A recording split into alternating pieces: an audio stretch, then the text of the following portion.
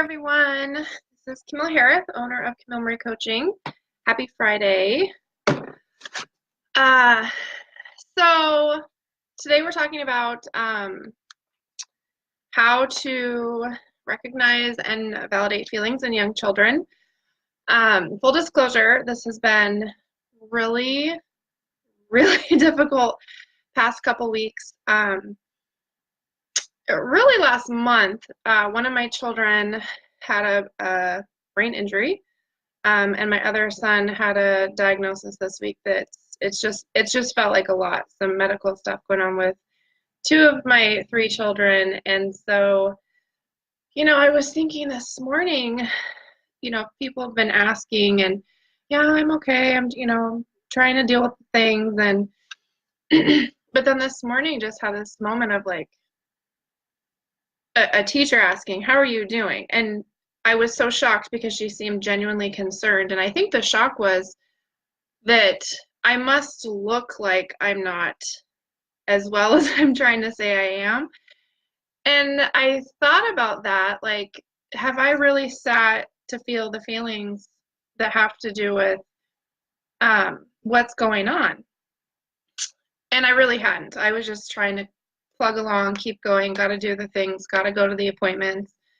And then that got me to thinking about our young children. Are we pushing them along when they're experiencing emotions, or are we sitting in it with them and teaching them how to process those feelings? And so that's what we're talking about today. So we're thinking about young children, babies and toddlers, preschoolers, even school-age kids. They cry, right? They cry when they have some big emotions. When they're babies, that's the only way they know how to communicate. And our brains are actually wired to want to fix that cry, to stop that cry, which is an amazing thing because that's what helps us meet our baby's needs really early on. Because we hear the cry, it triggers something in our brain. Oh, I need to go help. So one of the things also that happens when we have those babies is we want to fix it. We want to get it to stop, right? And as kids get older, though, they start to learn language. We want to teach them that language of the emotions instead of just fixing it and getting them to stop. So instead of saying, don't cry, stop crying, what parent has said that? Because we do want them to stop crying, but what are some things we can say instead of don't cry, stop crying? And this is a message that has been heavily sent to the boys, the males. I don't think this generation right now, my children's generation growing up, are hearing that as much as, say, like my dad's generation, his dad's generation. Used to be the boys don't cry, right? So, but instead of saying don't cry, stop crying, or trying to distract them to forget what it is they're crying about, we want to try to label those feelings. And kids cry for more feelings than they're just sad, right? Kids can cry because they're frustrated. Kids can cry because they're overwhelmed. Kids can cry because they're mad, they're sad.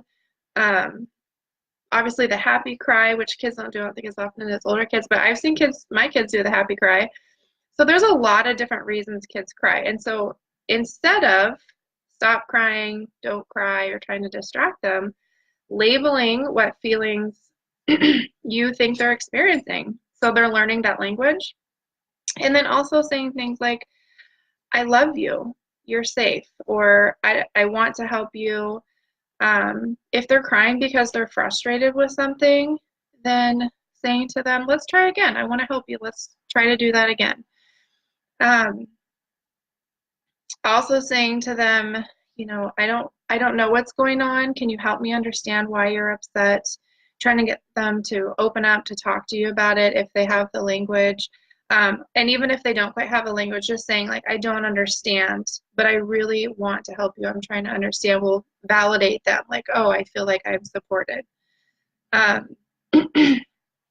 Another thing you can say is let's try to fix this together, and using that let's language instead of you language, you fix this, it's really showing your child that you're in this together. You're there to support them. And yeah,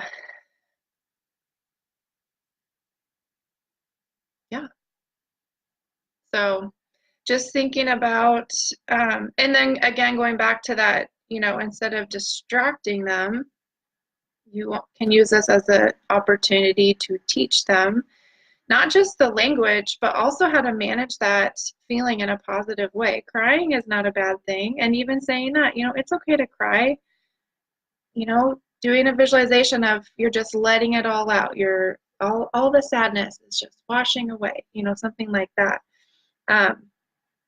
And you're also creating an environment where you are teaching your child that it's safe to share those difficult feelings with you and that you are there to support them when they are having those difficult feelings.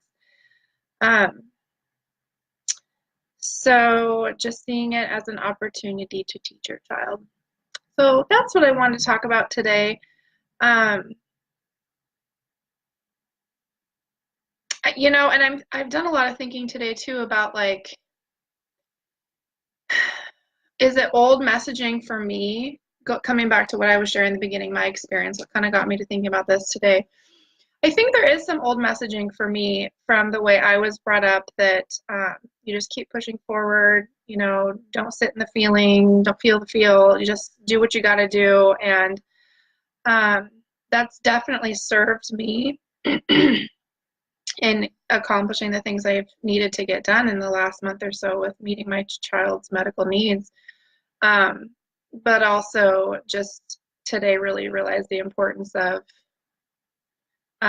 recognizing the feelings as they're happening instead of pushing them aside. And I think there's a really great balance and ability to do both. And so, and how do we teach our children to do that? We teach them to do that by recognizing those feelings as they come up, so that they can process them as they're going.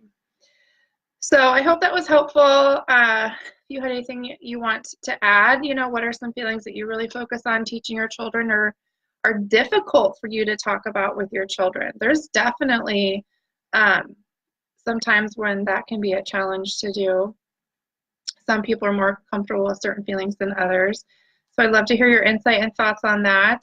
That's all I got. So hope everyone has a wonderful Friday and weekend. Take care. Bye.